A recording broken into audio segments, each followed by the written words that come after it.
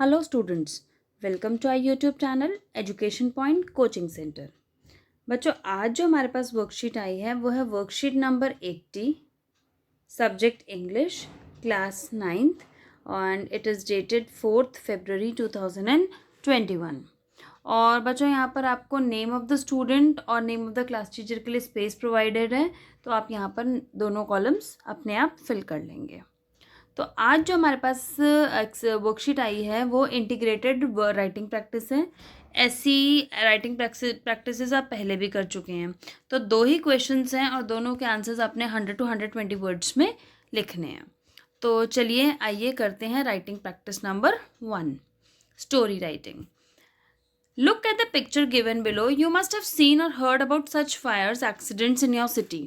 Think of characters, setting has been given in the picture and plan your plot to write a story about it. तो आपने एक story लिखनी है।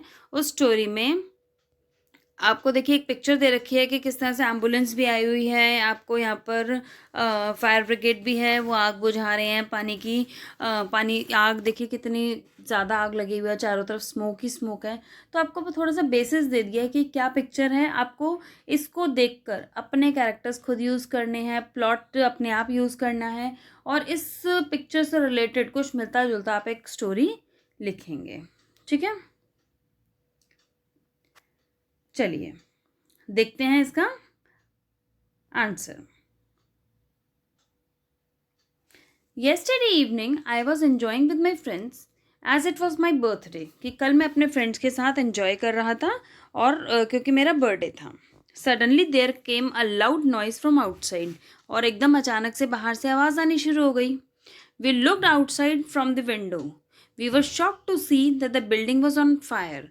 और जैसे ही हमने खिड़की से झांक कर देखा तो देखा कि सामने वाली जो बिल्डिंग है वो पूरी बिल्डिंग आग में लथपथ थी, यानी कि चारों तरफ आग लगी हुई थी। People were trying to put fire, तो फायर को हटाने की कोशिश कर रहे थे। तो पुट फायर नहीं होगा, तो यहाँ पर पुट आउट होना चाहिए, पुट आउट फायर। ठीक है, तो थोड़ा सा करेक्शन आप कर लेंगे, put out fire. Then came the sound of brigade, fire brigade. इतनी देर में क्या हुआ, फायर ब्रिगेड की भी आवाज़ आ गई। तो किसी ने कॉल किया होगा तो फायर ब्रिगेड भी वहाँ पर फटाफट पहुँच गई।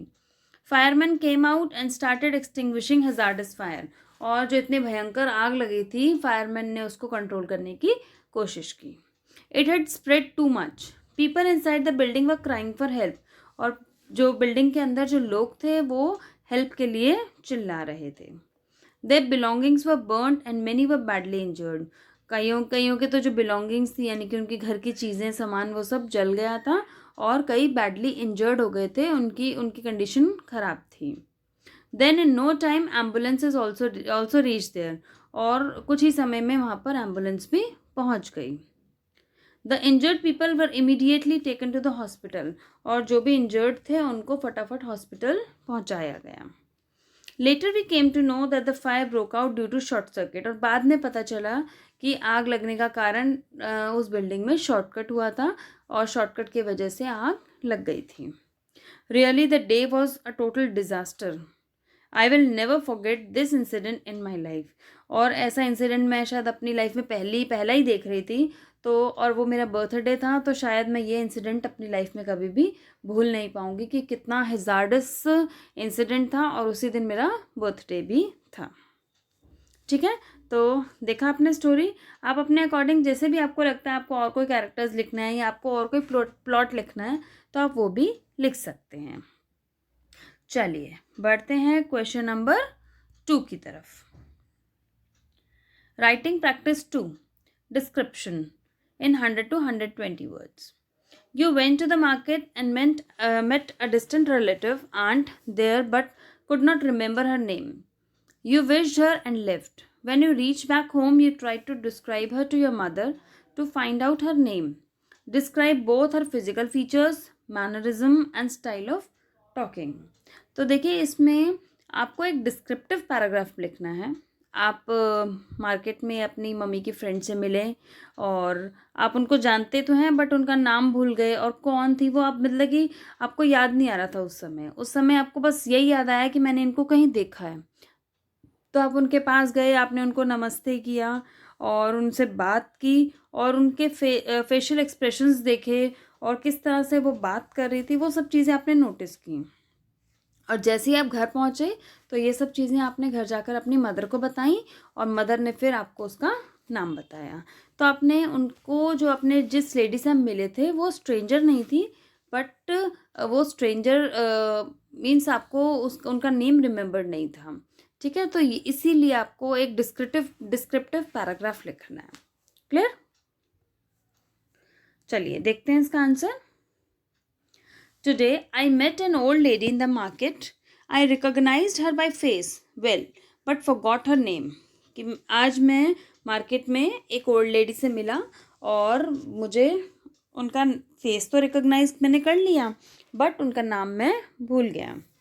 On the other hand, she recognized me and was calling me by my name. कि उन्होंने तो मुझे पहचान लिया और मुझे नेम से पुकार रही थी, लेकिन मैं उनको नहीं पहचान पाया।